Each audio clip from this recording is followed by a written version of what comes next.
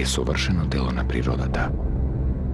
Секоја негова форма, секое движење, секој здив и допир во себе го носат пулсот на животот.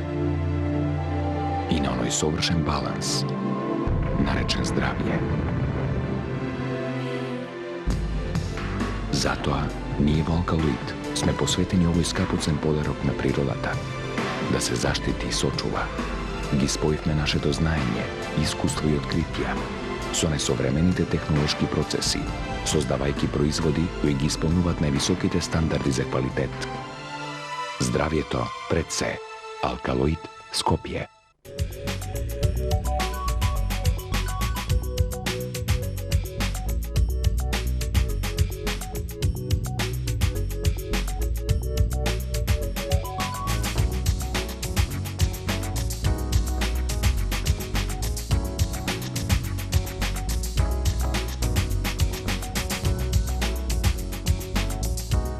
Се за вашиот дом. Реплек маркет Хубо.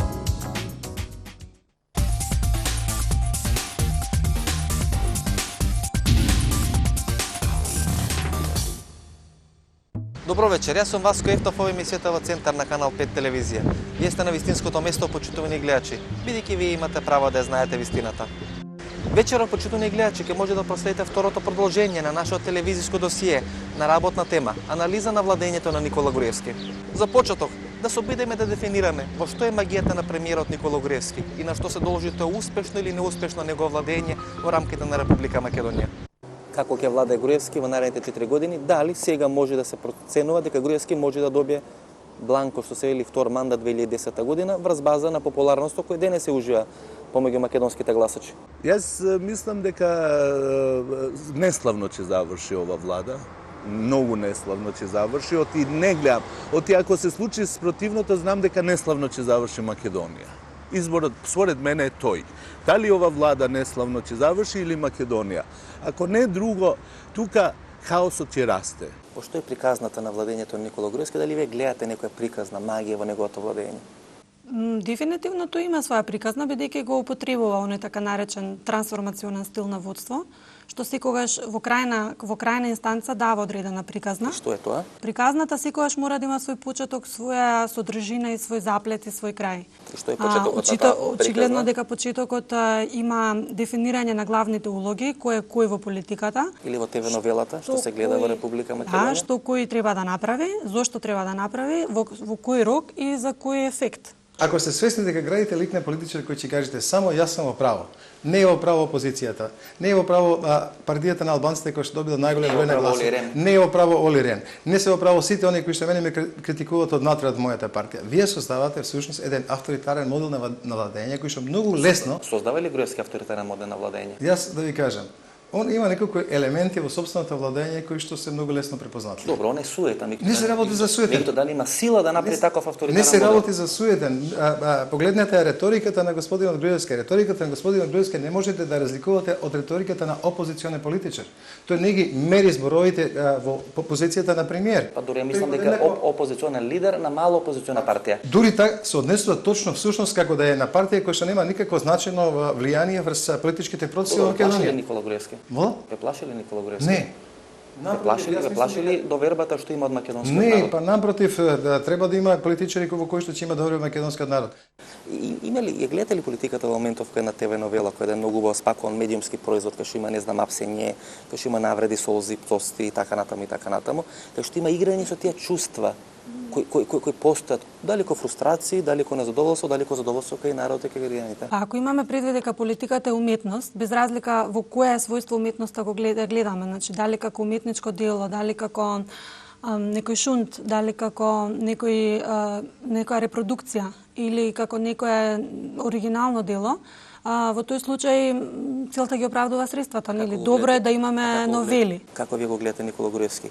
Како уметничко дело или како шунт? Па зависи, може да се најде на крај како Робинсон Крусо. Зависи како ќе се постават сите тие политички процеси на владење и во која насока ќе бидат насочени. Самиот почеток, на што ви асоцира? Велите секој приказ на почеток, средина и свој крај. Па самиот почеток дава одреден успех на режисерската позиција. добро осмислено сценарио, добро осмислени актери, добро констелирани односи меѓу актерите, добро позиционирање Имате на... се обидува да се прикажи како македонски Робин Худ, кој зема од сиромашните им, односно зема од богатите им дава на сиромашните, човек од народот го слуша народот, делува во интерес на народот. Имам чувство дека има пакет во својата глава и тоа е добро.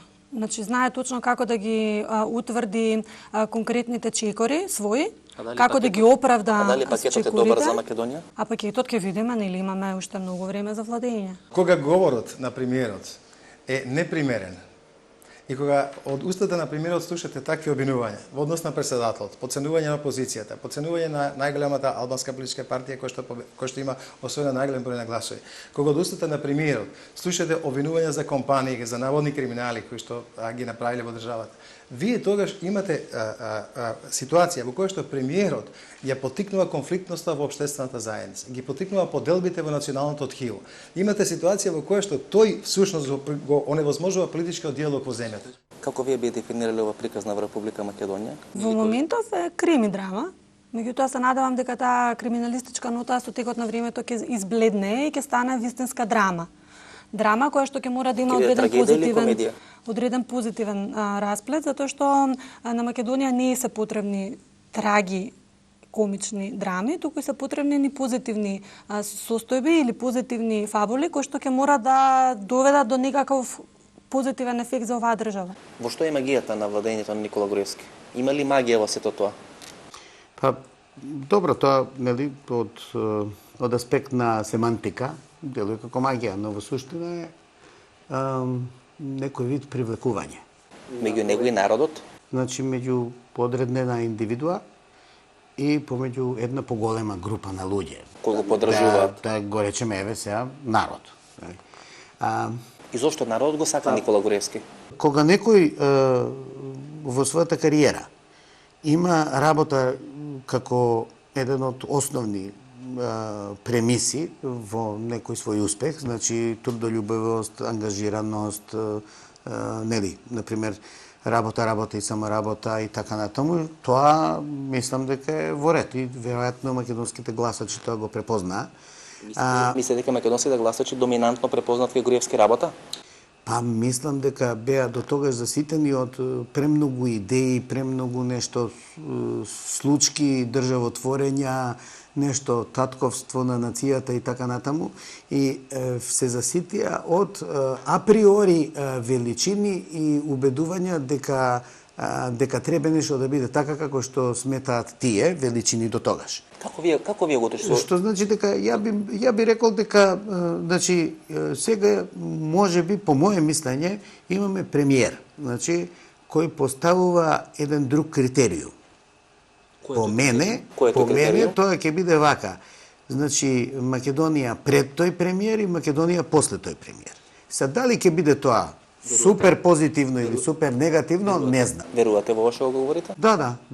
Заради тоа што имате чувство дека Груевски се чувства како премиер кој ќе остане запишен во пантеонот на македонската историја? Па мислам дека да, заради тоа што имаме некој тип на нов стандард. Имате чувство дека Груевски можеби се дожива како нов Александар Македонски? А нема такво чувство, како може човек да се доживува така? Па мислам дека се доживува премногу историски во целата оваа работа и човекот кој требаше да не внесе во еднината полека не закопува минатото. Дека човекот го прави се вие мислите? Да, имам чувство дека човекот го прави се она што народот ќе му аплаудира.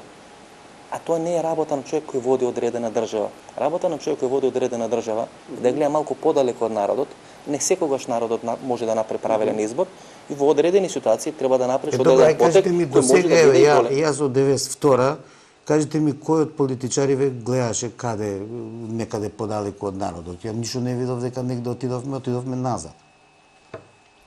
Дали ме разбирате? Значи, сега која зборуваме, ние во суштина, кога ќе погледнам вака, од 92-а натаму, попрво отидовме во минатото и сега, уствари, се бавиме со сегашноста. Што вие ко албанец, кога гледате владењето на Никола Груевски, први пак е на памет?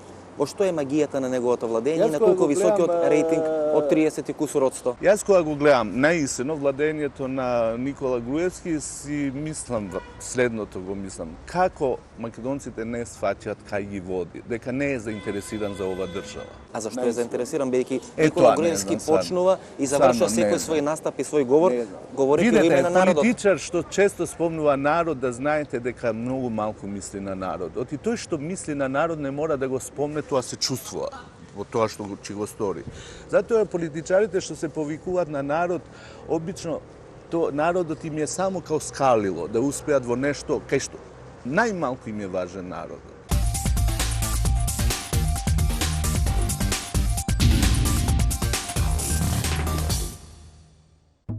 Никола Груевски ја има таа ретка способност аферите да се одбиваат од него. Во времето на Роналд Реган, во употреба е пуштен терминот на тефлон политичар, од кога аферите просто се одбиваат како од карпа, без да го намалат неговиот рейтинг. Ретко кој македонски политичар ќе издржеше на нозе аферата со националната платежна картичка, тешка околу 7,3 милиони евра државни пари, а во целата конструкција на тој крајно неуспешен проект беше вклучен не само Никола Груевски, туку и многумина од неговите многу блиски соработници. Што е вистината за таа национална платежна картичка?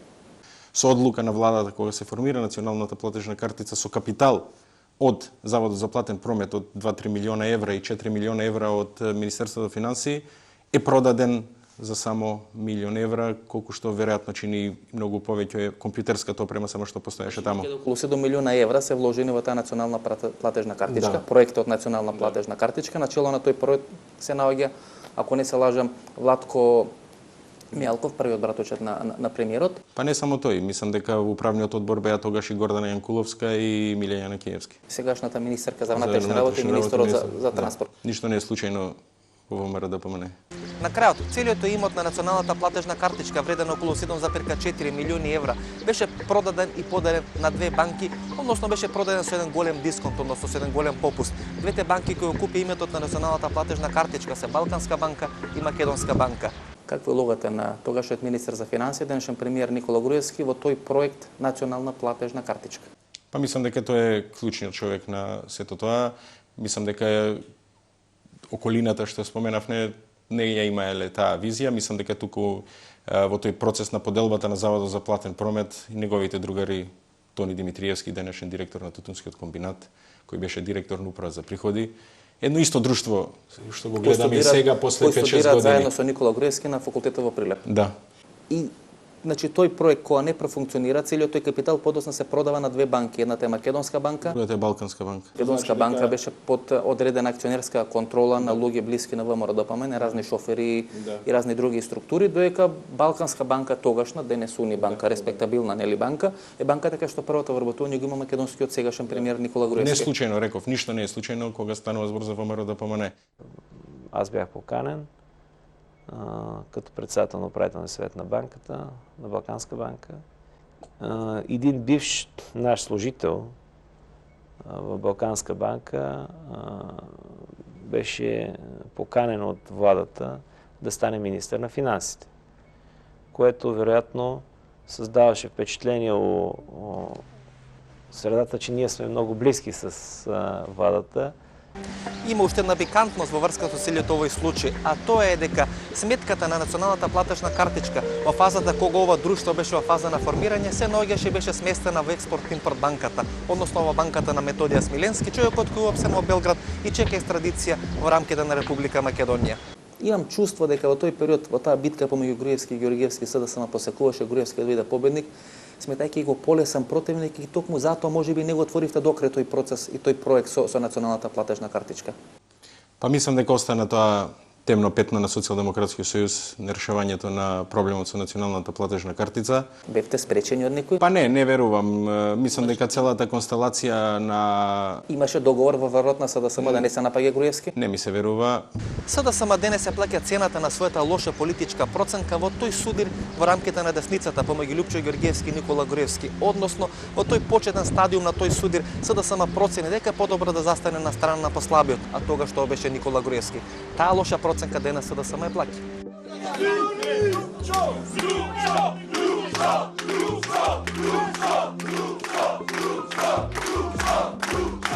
Денес СДСМ има проблем да признае дека во текот на 1997 година застана зад изборот на сегашниот владин потпредседател Зоран Ставревски, кога тој беше избран за вице-гувернер на Народната банка, како човек форсиран од тогашниот СДСМовски гувернер Љубе Трпевски и тогашното моќно охридско банкарско лоби, составено од директорите на Охридска и Инвестбанка и долгогодишниот СДСМовски главен оперативец Илија Иловски. Денешниот министер за финансии Трајко Славевски беше еден од најблиските соработници на Петар Гошев и Ристо Пенов во креирањето на политиката со чисти раце и ваучерската приватизација во Македонија. Политичкиот советник на Никола Груевски, Владо Поповски, беше министер за одбрана и правда во неколку СДСМовски влади. Сегашниот владин портпарол Ивица Боцевски само пред една година се јавуваше на пресконференции како заменик портпарол на СДСМ. Денешната македонска опозиција, представувана од СДСМ, ќе има големи тешкоти да најде одговори против игра на целата таа идеолошка збирштина која Никола Груевски има сместено во својата влада. Те плаши ли дека СДСМ може да биде долго во опозиција? Не. Јас апсолутно... Бидејќи толку е кивен народот на СДСМ, бидејќи доби шанса по втор пат. Да. И не ја искористи. Да. Ајде за првиот пат може да се прости, меѓутоа за вториот пат простувањето ќе биде многу потешко. СДСМ ги изгуби двете своји икони, Црвенковски и Тито Петковски. СДСМ нема лидер. Новиот лидер кој беше наметнат беше на клоци избркан од партијата. Што СДСМ ќе прави во овој момент? Ако целиот напад на Груевски е насочен према Бранко Црвенковски, дури не е СП за сериозно не Радмила Шекеринска, има проблем да се дефинира лидерски Радмила Шекеринска во целиот овој простор. Не мислам дека е така. Јас мислам дека Социјалдемократскиот сојуз на Македонија може многу лесно да ја повтори приказната на ВМРО ДПМН.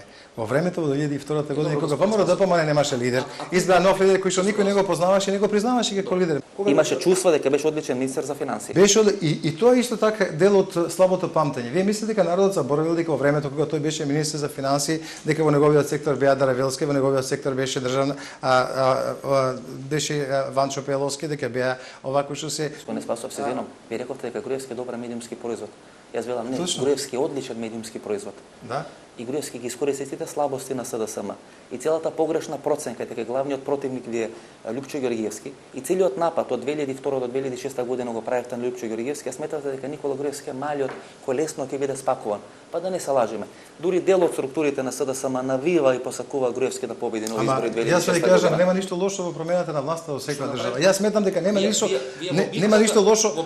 Чекајте, вие сакате да му убедите дека е лошо што победил Никола Груевски за Македонија. Јас мислам дека е добро. Не, дури мислам дека во битката со Бучковски, структурите на СДСМ навива Груевски да победи за да може Бучковски побрзо да биде елиминиран. Ама што е толку лошо да му се даде можност на Груевски да го покаже тоа што го знае и уме? Па не е лошо, перверзно е бидејќи Груевски победува со гласови на СДСМ. Тука е целата работа. Па не е точно. Груевски победува со гласовите на оние кои што беа разочарани од политиката на СДСМ. Груевски доби 75.000 гласови повеќе од она што го доби СДСМ на изборите во 2006 година. И што е тоа толку страшно? Зарем тоа такво мнозинство кое што не може да се надокнади во период од 4 години додека ќе биде оваа влада? Им го враќа ли Груевски достоинството на македонските граѓани?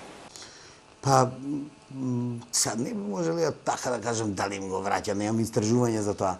Но ако размислуваме за овие анкети што се во врска со надеж, во врска со нели дека нешто ќе биде или така натаму, може би надежта е некаде поврзана со достоинството. И во што им ја враќа надежта Груевски? Како ви би можело тоа да го дефинирате? Ја би можела да ви кажам... Веќе првата асоциација на граѓаните кон Груевски е надеж и очекување. Да. И Груевски веќе полека станови завесник на тие големи очекувања. Бидејќи ако не ги исполни тие големи очекувања, ќе следи големо разочарување. Ја не би рекол дека се големи очекувања. Еве гледате ги анкетите со граѓаните кои зборуваат. Прво, граѓаните немаат више принцип на реалитет. За 15 години што може големи очекувања да направат, после такви... Тогаш какви очекувања имат граѓаните? Па мислам дека може би препознаваат во сегашниот премиер некој менаџер кој се нафатил да реши некои проблеми. Да решава некои проблеми, да работи, ги натерал тие што се околу него и тие да работат. Може би ќе грешат. Може ли некој да влие на премиерот? Што мислите? Дали може да... Во која смисла? Дали ви остава чувство дека човекот може да има и да трпи одредено влијание? Имам чувство дека човекот многу малку верува, дека е окружен со многу луѓе, со многу советници, со многу соработници. Добро, политиката и секогаш во политиката секогаш мораш да бидеш предпазлив. Дека Никола Груевски му верува само на Никола Груевски. И дали тоа може да стане опасно за неговото владење? Не, вака сега. Добро е да се верува сам на себе. Замислете лидер кој што не верува сам во себе. Тоа мислам би било крајно дегутантно и крајно опасно за целата држава, доколку е параноичен сам за себе. Дали добар премиер е нешто повеќе од министар за финансии? Имам чувство дека Никола Груевски премиерската функција доживувал како нешто малку повеќе од функцијата министар за финансии. И дали тоа може да биде кочница и пречка во функционирањето и во водењето на владата? Премиерската функција е уметничко дело. Значи, ако бидејќи министерот за финансии е повеќе техничка режисер, одредена така, функција, ако тоа е значи финансиер на драмата, Ово уметничко дело. Овој мора да биде креатор на сите можни состојби внатре. Значи не е само финансиер. Имате чувство дека и ден денес Груевски подобро се чувства во кожата на засилена функција на министар за финансии, а не на премиер на македонската влада? Бидејќи очигледно секогаш кога ќе се соочи со одредени политички процеси и проблеми, тој не се снаоѓа најдобро. Не, најверојатно има некои објективни фактори кои што го кочат политичкиот процес. Значи не е се концентрирано во рацете на премиерот. Се извинувам. Читате весници, гледате телевизија, ги пратите политичките процеси. И зарад не ве плаши дека премиерот е толку супериорен во однос на своите министри. Апсолутно и авторитетот со кој министрите влегува во рамки на владата е ставен во функција на силниот авторитет на премиерот. Па премиерот одлучува дали на министерот за надворешни работи ќе му каже не треба да шеташ многу по Брисел, оди тама во на село во западна или во источна Македонија.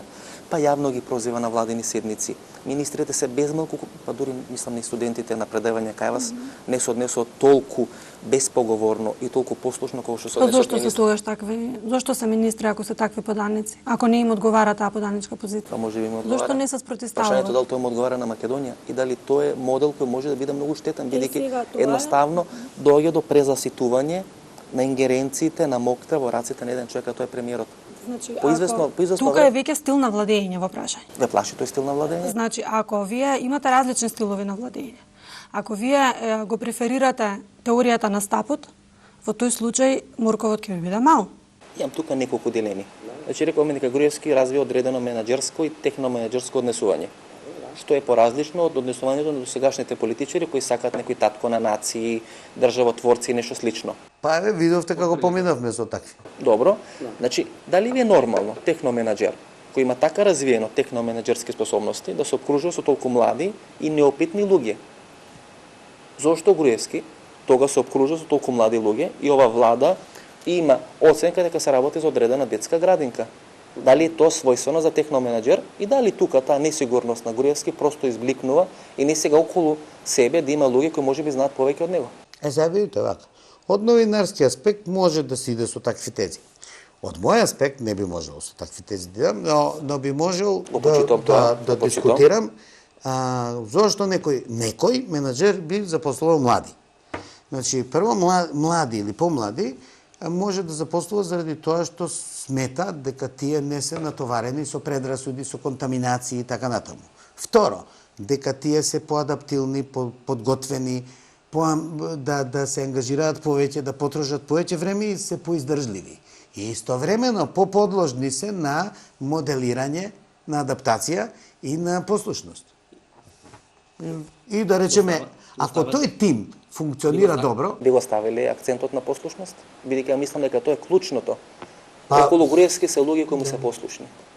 И тоа може да стане полека проблем во неговото владење. Па, ја не гледам, например, зошто е тоа лошо. Не гледам лошо, ја само анализирам модел на однесување. Немам коментар, сега послушно е друго, имате во послушноста степен на послушност кој иде до полтрон.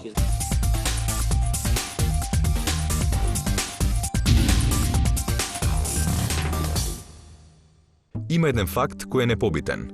Никола Груевски делува премногу СДСМ-овски за вкусот на СДСМ. Сетете се само со каква леснотија од него се одби аферата во врска со 3 станови на неговата мајка, купени во времето кога Никола Груевски беше министер за финансии. Човек просто да се запраша, кога беше поискрен денешниот министер за правда, Михаил Оманевски, кога во еуфорија како последен секретар за правда во последната македонска комунистичка влада го поздравуваше првиот избор на Киро Глигоров за прв претседател на Република Македонија, или неговата искреност ја достигна својата кулминација, кога како претседател на антикорупцијската комисија го спасуваше Никола Груевски од стамбената афера. Никола Груевски ја научи главната СДСМовска лекција. За добро владење треба да се воспостави тоа финансиско партнерство со медиумите и невладиниот сектор. Ниту еден македонски премиер ја немал таквата поддршка на македонските медиуми и толку безгласен невладин сектор како Никола Груевски. На граница на пристоен предлог треба да се толкува неговата понуда, поранешната председателка на Хелсиншкиот комитет Мирјана Најчевска да биде председател на изборната комисија на ланските избори, или пак вклучувањето на невладините прваци Михело Маневски и Габриела Коневска во владата, помалку или повеќе успешните кокетирања со Сладјана Тасева и слично.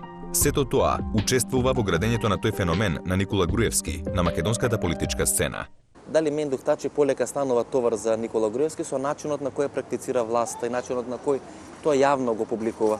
Јас го сметам обратното, дека тој всушност подпредседателот на ДПА ја има таа улога и воопшто не е терет на Груевски, туку тачно ја игра таа, ја извршува таа задача што ја има. Што му ја дава Груевски? Што му ја дава, а таа е да створи што поголем раздор меѓу албанците и чат пат да плюка по некој македонски, као например подпредседателот, за тука да му расчисти малку терен на Груевски, да не мора тој да го прави тоа, и заради рейтингот нема да звучи добро кај македонците, така да тоа. Мислите дека суетата на Груевски може да дозволи толку да се восприема Мендух Тачи? Дури Мендух Тачи денес се доживува како многу помоќен во одредени структури на државата во однос на Никола Груевски. Да, но суети обично имаат луѓето со силен рбет, знаете, и со јасен политички профил. Вие зборувате за човек кој што исплива на површината ради ова невреме, транзиционо. За кого говориме? За Груевски говориме. И така да кај тие луѓе немате вие суета, него имате чисто она само бендисување и што им е доволно да се сликаат, да бидат некои кои што од тие обично суетните луѓе имат и свој концепт и се борат за концептот и тука вие може да им ја срушите или да ги натерате да бидете суетни. И добро, господине Ким, во тој триаголник на конфликтот Али Ахмети, Мендух Тачи и Никола Груевски, кој според вас ќе излезе како поразен, кој според вас ќе излезе како победник? Ќе излезе поразена Македонија, никој друг. Меѓутоа, Мендух сега поставува па другата теза. Вели не постои албански политичар на кој било толку аплодирано, кој што не беше мене аплодирано во Штип, кај што извикува со овации присутните на конгресот на ВМРО Мендух Војвода. Тоа се коси со ова ваша теза дека они сакаат да ја делат државата. Јас знам како и дури преку ова емисија можам да дојам во ситуација да ми аплаудират македонци. Оти се уште тука важи правилото, плюкај го Али Ахмети и ќе ти аплаудират. И јасно е тоа, дека не е некој проблем. Меѓутоа, јас сакам да ми аплаудират кога работам нешто за Македонија, не со вакви ефтини штосеви. Јас апсолутно ќе му аплаудират, оти јасно е едно. ДПА е огранок на ВМРО ДПМНЕ и свесниот македонец знае дека тие работат во прилог на нивниот концепт, кој што јас можам да зборам и за тоа кој е. Кој е концептот според вас? Јас мислам дека основниот концептот, и таму имате повеќе струја, е таа логиката од 90-та. Тука не е променето ништо, само е променета формата. Со албанците ние не може да живееме во иста држава. Како вие го гледате Никола Груевски? Како вие, кој Ѓорги Спасов, да, висок функционер долгогодишен на СДСМ, меѓутоа сепак и како професор по маркетинг и по јавно мислење, како вие го гледате Никола Груевски? Како одличен производ, како производ кој може долго да трае и како производ кој може да и нанеси многу голема штета на СДСМ? Како би го дефинирале? Видите, Никола Груевски има добри страни, кои што не треба да му се оспоруваат. Кои се тие негови добри страни? Никола Груевски со тоа што го држи вниманието на економијата, независно тоа дали тоа добро го прави или лошо. Второ, што покажува политичка волја за справување со корупцијата. И третата работа е што човекот, меѓу другото, воведе еден повисок степен на транспарентност на политичките институции. Вучковски се обиде да ги прави тие работи. Да го слуша народот, односно нашиот из Македонија, да говори за економија и да биде транспарентен кој што е Груевски. И тоа не му успеа. Што значи дека треба да се соочите со фактот дека Груевски има еден редок талент. Не е точно. Да му се допадне на македонскиот народ. Вие правите споредби кои што не се за споредување. Груевски има еден редок талент да наметне чувство дека човекот од народот, произведен од народот, ќе се врати кај народот, го слуша народот и работи за народот. И тоа е талент. Тоа е апсолутно талент и тоа е дарба која мислам дека во врвот на СДСМ сега нема никој. Не, и тука слабо ставаше однос на Груевски. Меѓутоа, вие не сваќате една работа. Груевски со собствената политика произведува политичка конфликт со Македонија. Груевски го има поделено веќе македонскиот политички живот и така натаму. На Груевски му се наметна од надвор дека политичкиот диалог му е услов за Македонија да напредува во било која насока која што е веќе дефинирана како цел на оваа влада. И знаете што значи тоа? Тоа значи дека он не го сватил искуството од политичкото искуство кое што со години постои на Балканот. Што мислите, зошто во Бугарија во државниот грб е напишано обединението ја прави силата? Зошто на српскиот грб пишува дека само слога Србина спашава? Зошто ДПМН ја зема овако што е продолжението Демократска партија за македонско национално единство? Партијата која што сака да направи единство, а која што прави перманентен раскол во политичкото ткиво македонско и произведува конфликти кои што не може да ги менаџира. Мислам дека Груевски многу подобро го свати сенсот на македонскиот народ. Да? И тој ви никако не успевате да се ослободите од таа салонска политика која кој е тој сенс вемало? Па сенсот на македонскиот народ Тоа многу интересира. Дека е многу ја не имам дека согласно со тоа. Дека е многу поважно да го видите свиткан Саша Андоновски како кифла спакуван во одредена марица, отколку да ги слушате критиките на Оли Рен. И тоа е оној просечен македонски народ. И тој просечен македонски народ во одредена бројност од 300 до 350.000 луѓе, ако Груевски така продолжи да владее, секогаш ќе владее. Знаете, имате апсолутно погрешно мислење за политиката. И секогаш кога Груевски ќе има 300-350.000 гласови, Дефинитивно ќе биде релевантен фактор кој нема да може да го струши од политичката сцена. Дефинитивно, сваќате една работа. Таков вид на популарност трае многу кусо време. Па не знам, во Хрватска траеше 12 години, во Србија траеше 15 години, Вечер траеше 8 години. Троеше во некои времења. Меѓутоа, тие политики се прочитани.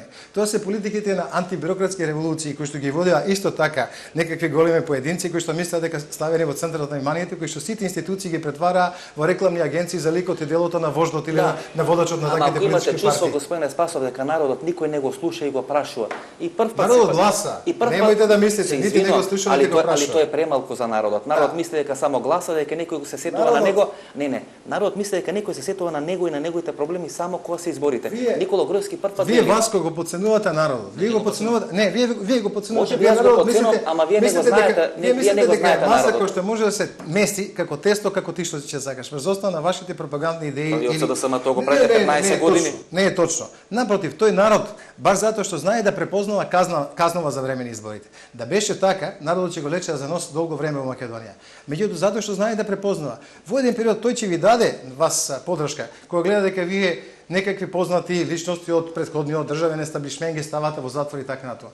Меѓутоа кога ќе свати дека вие сте начело на оние хајки кои што линчуваат луѓе пред да им биде определена казна затвор, туку вие сте начело на оние медиумски спектакли кои што прави сега полицијата заедно со помош на владата, дека вие сте начело на она јавно понижување на луѓето пред да бидат осудени врз основа на извештаи од притворот во кој што се сместени во некакви челии, тогаш народот ќе ве презре. И народот ќе каже не, овој вид на политика води кон јавен линч и овој вид на политика всушност Македонија представува како држава која што не знае да го почитува владењето на правото, а на чело на таа политика се наоѓа овој млад човек кој што не изгледа нас наивен, чесен и борец за правда.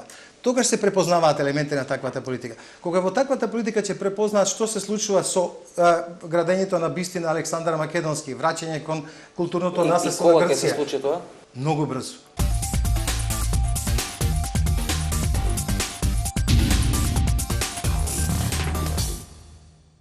Дали се Владко Ѓорчев и Антонио Милошовски, последните препознатливи ВМРО-вци во оваа денешна ВМРО-вска владеачка гарнитура? Првиот како близок соработник на Борис Трајковски, а вториот како протеже на Доста Димовска, која просто ја гулташе неговата поезија полна со омраза кон Блаже Коневски.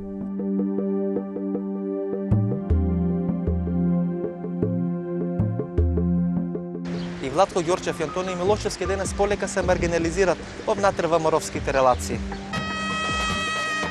На изборите во 2006 година, Никола Груевски се соочи со опасноста од немање препознатливи ВМРО-вци како носители на изборните листи. Љубиша Георгиевски имаше силни ВМРО-вски амплитуди од ВМРО-вски председателски кандидат во 1994 година, подоцнежен конкурент на Љупшо Георгиевски за престолот во партијата и на крајот да влезе во пазарлак со структурите кои во 2000 година сакаа да уриват ВМРО-вската влада, каде што министер за финансии беше Никола Груевски. Силвана Бонева, единствена преживеа од групата ВМРО-вци кои на Охридскиот конгрес 2003 година гласаа за Маријан Ѓорчев, а против Никола Груевски. Во 2004 година Никола Груевски јавно му порачуваше на Борис Трајковски да не очекува ВМРО-вска поддршка за уште еден председателски мандат, а предлогот за исклучување на Љубе Бошковски од партијата, исто како што беше направено со Доста Димовски и Маријан Ѓорчев, на два пати беше ставено на седница на извршниот комитет на партијата.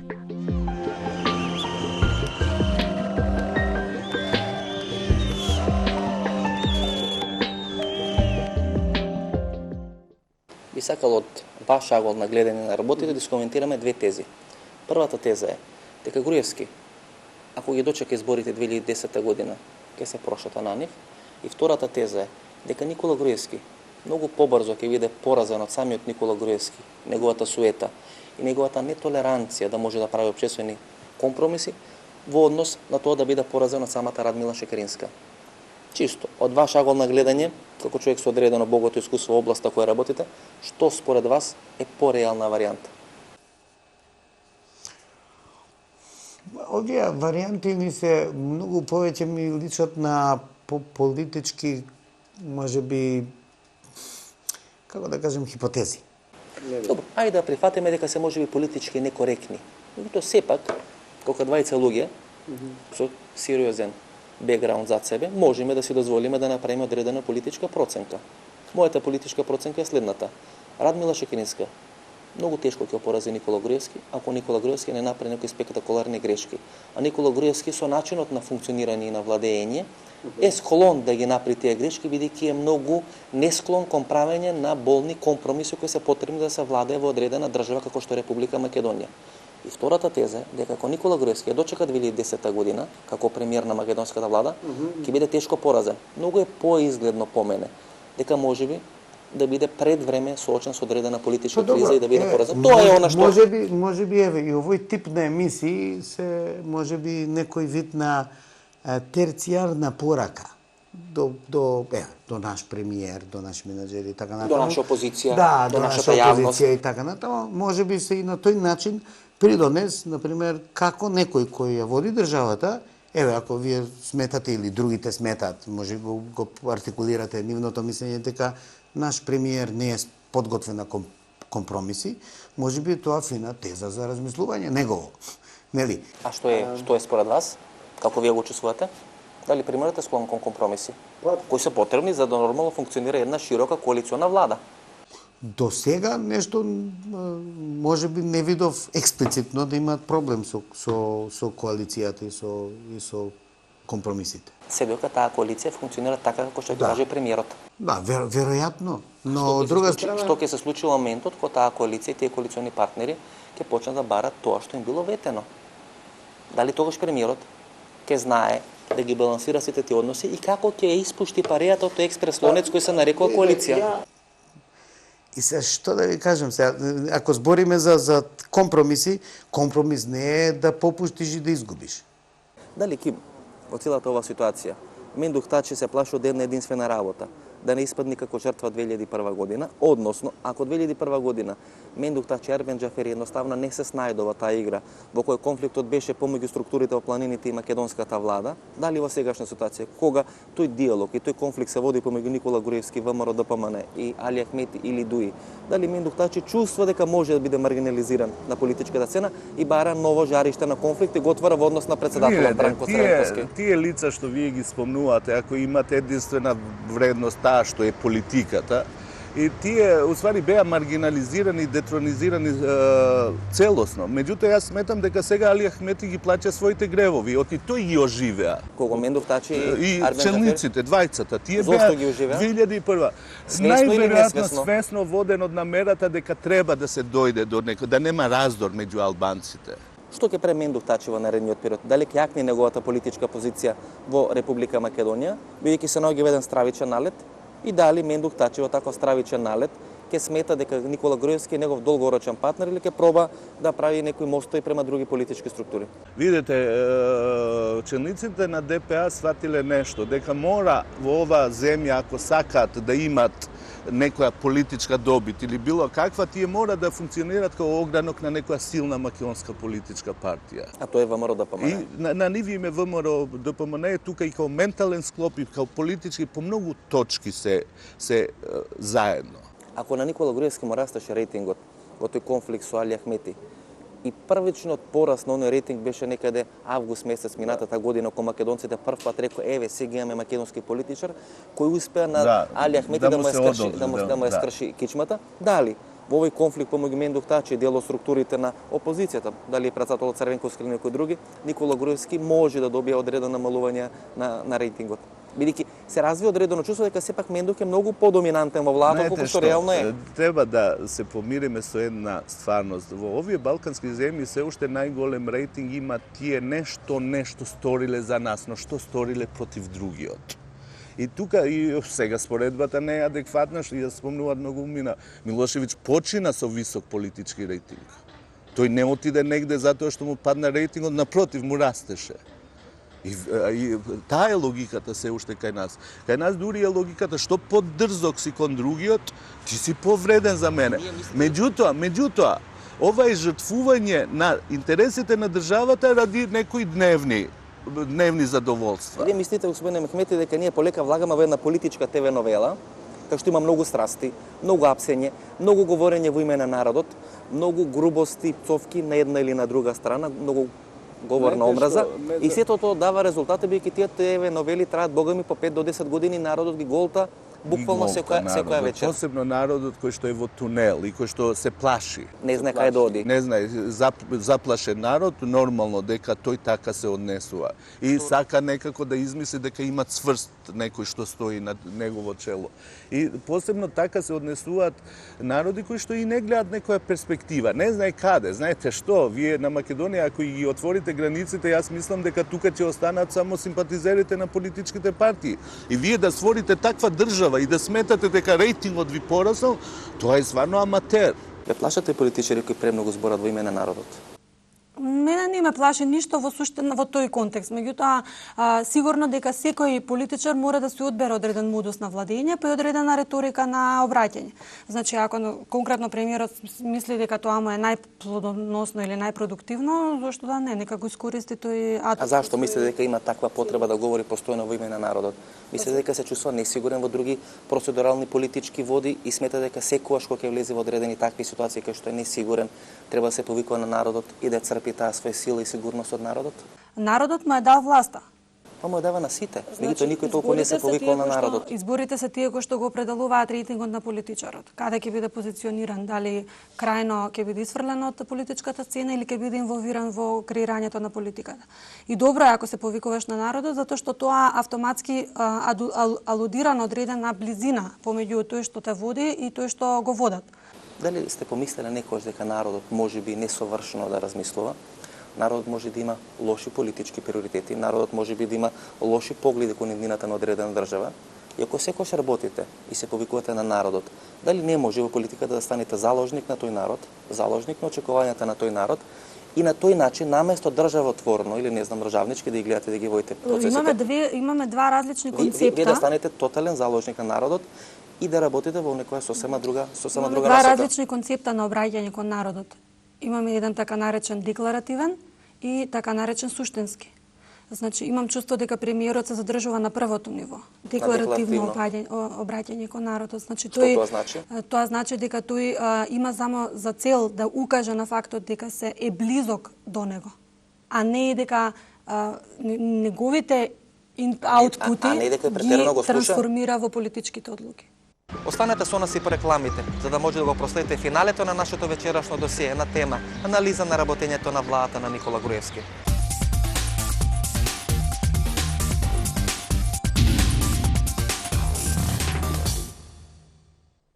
Човечкото тело е совршено дело на природата.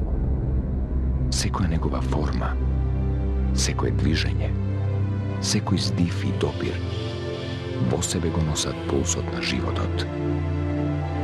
И на оној совршен баланс, наречен здравје. Затоа, ние во Алкалоид сме посветени овој скапоцен подарок на природата, да се заштити и сочува. Ги споивме нашето знаење, искуство и откритија со несовремените технолошки процеси, создавајќи производи кои ги исполнуваат највисоките стандарди за квалитет. Здравјето пред се.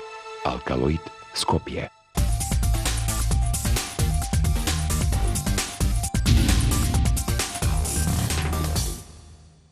Како одреден сублимат на ова што беше претходно кажано, може ли да направиме одредена паралела дека Никола Груевски во политиката се однесува како човек кој не вози автомобил или кој не вози шлепер, туку се однесува како човек кој вози одредена локомотива зад која се закачени многу вагони. И кога таа локомотива на патот ќе најде камен, за разлика од другите луѓе кои се обидуваат да го избегнат каменот или да направат целата таа операција со плаќање на многу помала штета, Никола Груевски заедно со својата локомотива оди директно на каменот. Ако успе да го прекрши каменот, ќе продолжи напред. Ако не успе, тогаш ќе преврти целата таа локомотива заедно со вагоните надвор од шините. Во зависност од тоа дали Никола Груевски ќе скрши каменот или ќе биде изфрлен надвор од шините, ќе зависи неговата политичка кариера. Груевски има две слаби точки во својата конструкција. Како прво, тој успешноста или неуспешноста со која тој ќе успее да ја гради својата премиерска улога, која на негова несреќа не е обично и просто заекнување на неговата некогашна функција на министер за финансии. Недостигот од политички капацитет на Никола Груевски станува веќе очигледен и тоа тешко се покрива со неговото се уште одлично снаоѓање како моќен министер за финансии во сегашната премиерска улога. И како второ, успешноста на Никола Груевски ќе се мери со успешноста до бесконечност да го храни македонското граѓанство со сета таа спектакуларност во апсењата и расчистувањето со криминалот. Главниот тест ќе биде во оној момент кога граѓанството од Груевски ќе побара да уапси некој од неговите блиски соработници, како доказ дека расчистува со можниот криминал во неговите редови. Всушност, Никола Груевски се обиде да испрати таквата порака со опсењето на Дејан Докич, меѓутоа тоа за прв пат не помина во рамките на македонската јавност, бидејќи веднаш после тоа апсење опозицијата излезе со аферата со Сашко Кедев, новото лице на ВМРО ДПМН на претседателските избори 2004 година.